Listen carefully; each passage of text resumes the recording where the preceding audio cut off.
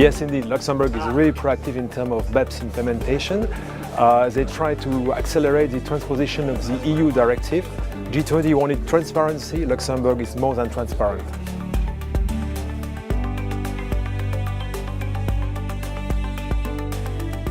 Actually, it's important to talk about BEPS again today because it's a hot topic.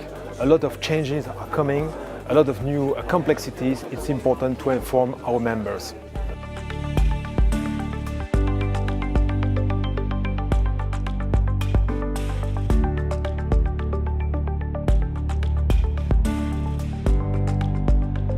This is a new regulation which will be implemented based on an EU directive.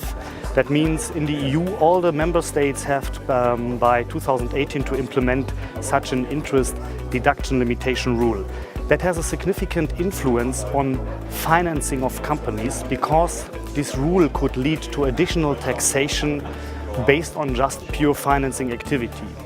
This rule foresees that under certain circumstances, a part of the interest expenses you have in a local entity might not be tax deductible due to that new regulation. And that non-deduction could lead to additional costs. And therefore, it is very important that companies prepare for that for the future and to have that rule in mind and plan with that for future financing activities.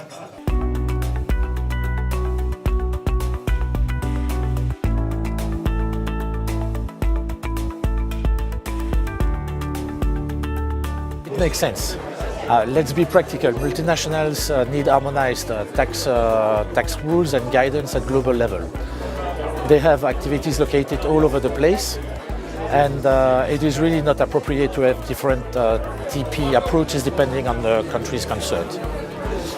The TP harmonization should help with more transparency and less discussions with the different tax authorities concerned.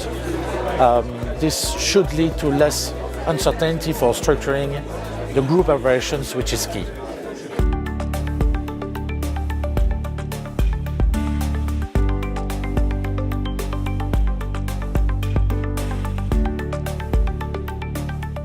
Because of BEPS rules and regulations, the environment for corporates is becoming more and more complex. And I see two main consequences. The first one is that it is very important that corporates prepare a good transfer pricing policy and review it periodically. And the second consequence is that Treasury Department and Tax Departments work strictly together.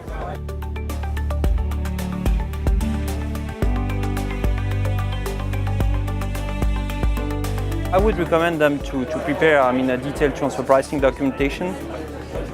And I think we need to see transfer pricing documentation as being really a good connectivity between the treasurers and the tax department, so that it's not just I would say a pure compliance exercise, but it is really putting on paper how the operations are actually structured. So I would recommend them to do really a thorough exercise involving all the relevant people in the organization which are impacted by the treasury activity, so from the tax but also from the operational people, also potentially with the CFO. So this is what I would recommend them.